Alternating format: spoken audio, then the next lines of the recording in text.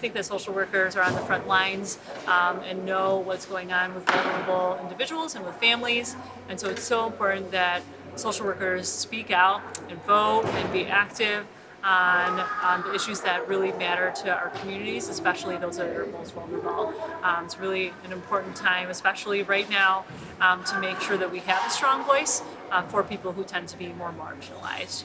I'm proud to be a social worker, really proud to use my skills and background as a social worker, as a legislator, and I encourage more social workers to be engaged.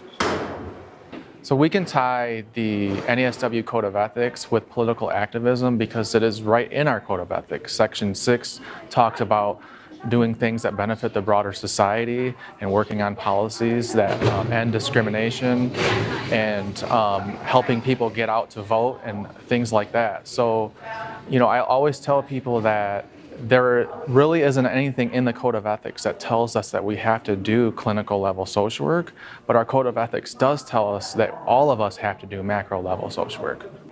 So I see the role of social workers who want to be allies to the immigrant community as more of being what I refer to now as a co-conspirator, someone who feels like they personally have a stake in the movement and feels themselves as more than just an ally. So usually in ally relationships, there's a power imbalance. There is someone that's doing things for you, and they don't have that same stake, that same sense of responsibility that what happens afterwards also is going to impact them.